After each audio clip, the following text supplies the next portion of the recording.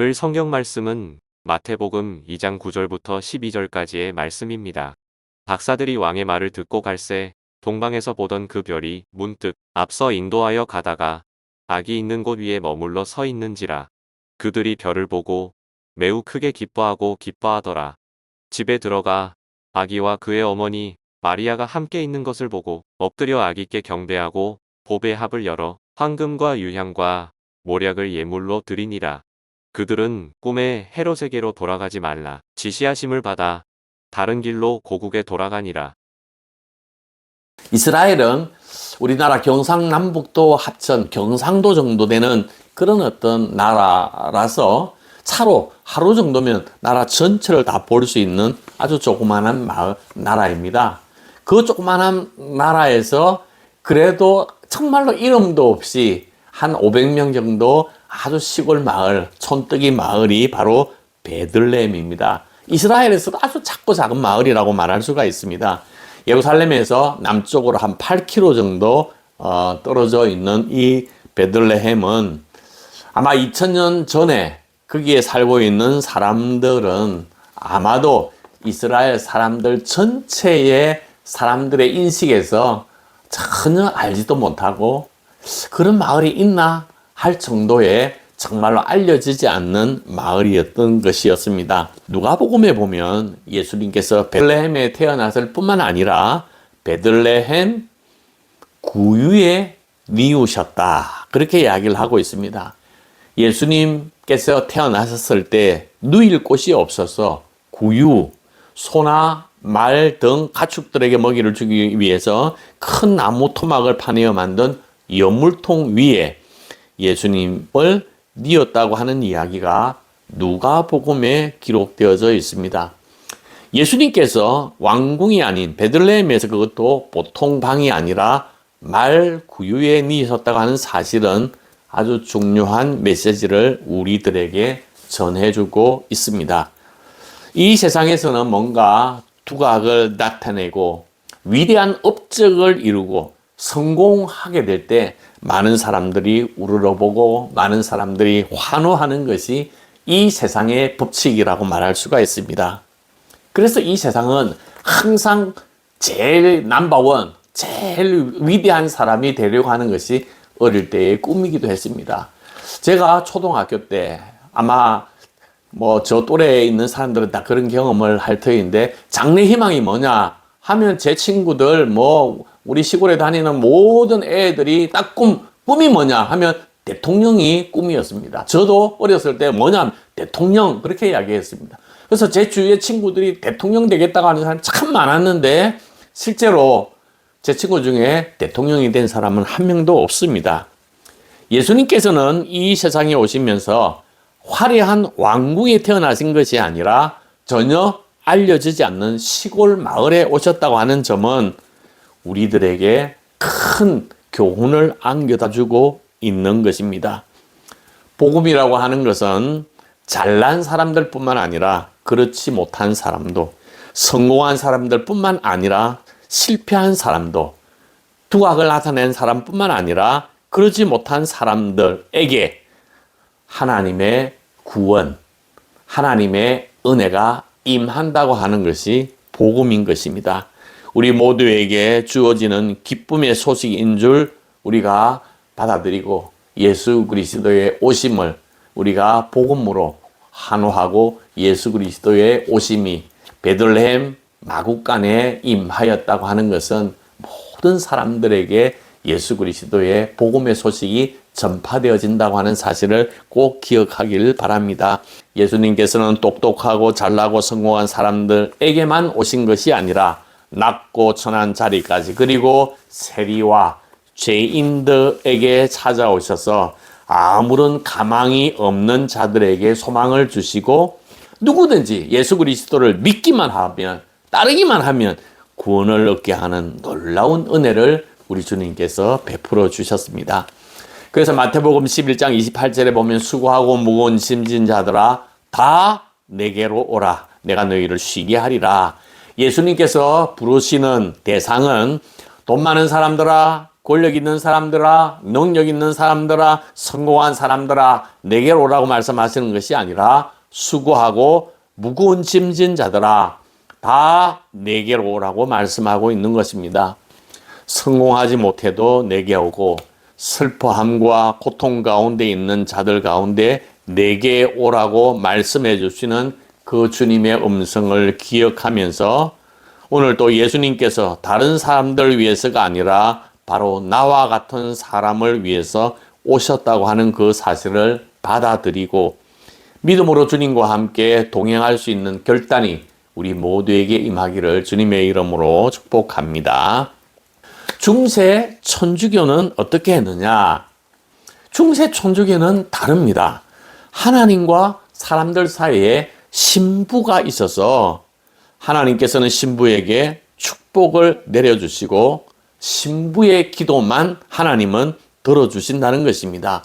일반 성도들은 하나님 앞에 직접 기도할 수가 없어서 신부를 통해서만 하나님 앞에 기도할 수 있다고 생각하고 일반 성도들은 직접 하나님 앞에 죄 용서함을 받지 못해서 신부에게 죄를 고백해야만이 하나님의 용서를 받을 수 있다고 생각했습니다. 그래서 중세시대 때는 나 같은 미천한 사람들은 하나님께서 돌보시지 않으니까 신부님을 통해서 하나님의 은혜를 받을 수 있다고 생각하는 그런 잘못된 복음이 중세시대 때 있었습니다. 중세시대 때 이런 잘못된 이 생각, 잘못된 신앙관을 개혁한 것이 바로 종교개혁입니다. 종교개혁을 통해서 우리에게 들려주신 메시지가 뭐냐 하면 누구든지 다 하나님 앞에 나갈 수 있다는 것입니다. 누구든지 다 하나님 앞에 기도할 수 있고 누구든지 다 하나님의 용서를 받을 수 있고 하나님의 은혜를 받을 수 있다고 하는 것, 이게 바로 종교개혁의 특징입니다. 그래서 만인 제사장이라고 이야기를 하고 있습니다. 모두가 다 하나님 앞에 기도할 수 있고 하나님의 은혜와 하나님의 용서를 받을 수 있다고 하는 것입니다. 왜냐하면 하나님은 우리 모두에게 귀를 기울여 주세요. 우리 모두가 하나님 앞에 나아가고 우리 모두가 하나님 앞에 기도하는 가운데 하나님께서 한 사람 한 사람에게 하나님이 응답해 주신다고 하는 사실을 꼭 기억하시기를 간절히 소망합니다. 오늘 본문에 있는 말씀을 통하여 또 바라보아야 할 하나의 점이 있다 그러면 하나님의 약속은 반드시 이루어진다고 하는 사실입니다. 하나님의 약속은 아브라함에게 주셨던 약속, 내 아들을 통하여 모든 민족이 복을 받게 해주시겠다는 약속, 다윗을 통하여 내 아들을 통하여 성전을 짓게 하시겠다는 약속, 다시 이스라엘, 바벨론에서 이스라엘을 회복시켜 주시겠다고 하는 그 모든 약속들, 하나님께서 하시는 그 모든 약속이 하나도 땅에 떨어지지 아니하고 그리스도가 이 세상에 오시는 하나님의 약속이 이루어지는 그날까지 하나님의 약속을 성취하신다고 하는 것이 오늘 본문을 통해서 볼 수가 있는 것입니다. 오늘 동방 박사들이 예루살렘에 와서 물었을 때에 헤롯 왕이 대제사장들과 서기관들을 불러서 묻습니다. 메시아가 어디에서 태어나냐 하고 물어보니까 미가서 5장 2절에 있는 말씀대로 베들레헴에서 태어난다고 성경은 약속하고 있습니다. 그래서 그 하나님의 약속대로 예수님께서 베들레헴에서 태어나신 것입니다. 하나님은 약속을 이루어 주시기 위하여 하나님의 약속의 말씀이 성취되는 것을 예수 그리스도를 통하여 우리에게 보여주고 있습니다. 하나님은 그 어떤 약속도 하찮게 여기지 아니하시고 그 약속을 이루시는 하나님, 하나님의 말씀을 통하여 우리에게 많은 약속을 해주셨는데 그 약속을 우리가 붙들고 약속을 지키시는 신실하신 하나님을 믿고 의지하는 우리 모두가 되기를 간절히 소망합니다. 우리가 죄악으로 인하여 영원히 멸망받을 수밖에 없게 되었을 때 외면해 버리시고 너 잘못했지, 너 죽어야 돼 하고 해치운 것이 아니라, 심판하신 것이 아니라 우리를 구원하시기 위하여 메시아를 보내주셨습니다. 그 메시아는 약속대로 이루어진 하나님의 약속이 성취된 사건이라 이렇게 말씀하고 있습니다. 때가 되면 예루살렘 땅, 다윗의 고향 베들레헴에서 예수님이 태어난다고 하는 그 약속이 오늘 우리들에게도 분명히 이루어지게 될 줄로 믿습니다. 우리가 살아가면서 의지하고 바라보아야 할 대상은 하나님이십니다. 이 세상 사람들은 약속을 저버려도 하나님은 그 약속을 지키시며 끝까지 은혜를 베풀어 주시는 하나님이시기 때문에 우리의 삶의 여정 가운데 날마다 주님을 바라다 보며 그의 날 예수 그리스도를 이 세상에 보내시면서 약속을 이루신 그 주님을 바라다 보며 믿음으로 승리하는 여러분들이 되기를 간절히 소망합니다. 마지막으로 오늘 말씀 가운데 볼 수 있는 내용이 뭐냐 하면 예수님의 탄생에 성취되었음을 예언하는 그 예언 가운데 마태복음 2장 6절 말씀은 이렇게 기록하고 있습니다. 또 유대 땅 베들레헴아 너는 유대 고을 중에 가장 작지 아니하도다.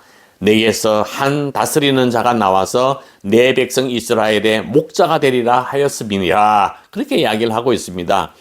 보잘것도 없고 내세울 것도 없던 그 마을이 예수 그리스도의 나심으로 말미암아 놀라운 변화의 사건이 일어났다고 하는 사실입니다. 베들레헴은 떡집이라고 하는 뜻인데 성경에 제일 먼저 등장하는 것은 창세기 35장입니다. 야곱이 가장 사랑했던 부인이 바로 라헬이었습니다. 라헬이 어느 마을 길거리에서 아기를 낳았습니다. 그게 야곱의 12번째 아들 베냐민을 낳았습니다. 우리 베냐민 그러는데 영어로는 벤자민이라고도 이야기를 합니다. 근데 이 라헬이 베냐민을 낳고 난 이후에 길거리에서 그만 죽고 맙니다.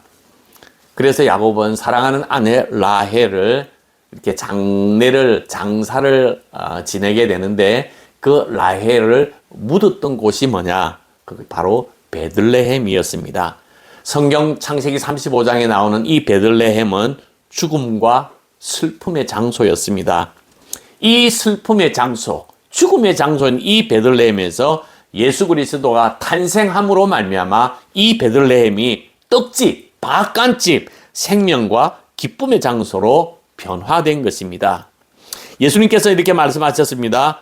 예수님께서 내가 곧 생명의 떡이니 내게 오는 자는 결코 주르지 아니할 터이요 나를 믿는 자는 영원히 목마르지 아니하리라. 예수님께서는 자기 스스로 향하여 생명의 떡이라 이렇게 말씀하셨습니다. 우리 한국적인 표현으로 이야기를 하면 예수님은 생명의 밥이다. 우리가 먹는 밥, 생명을 주는 밥이라고 말할 수가 있습니다. 우리가 주님을 영접하게 된다면 우리는 이제 더 이상 베들레헴이 예수 그리스도의 탄생으로 말미암아 기쁨의 장소로 변화되었듯이 우리가 예수 그리스도를 영접하게 된다면 우리는 더 이상 하찮은 존재가 아니라는 것입니다. 아무리 하찮은 포장지가 있다 할지라도 금은 보화를 싸게 된다면 그 포장지가 위대하게 보이는 것처럼 우리가 예수 그리스도를 영접하기만 한다면 우리는 이제 더 이상 이 세상에 허접한 존재가 아니라 복된 존재라고 하는 사실을 기억해야 하는 것입니다. 시편 23편 1절 다윗은 이렇게 고백합니다. 다윗의 고향이 베들레헴입니다. 여호와는 나의 목자시니 내게 부족함이 없으리로다. 주님과 동행하는 것이 복된 길이요 행복한 길이라고 고백하고 있습니다. 우리 예수님께서는 정말로 이름도 없고 드러낼 것도 없고 자랑할 것도 없고 볼품없는 베들레헴으로 내려오셨습니다.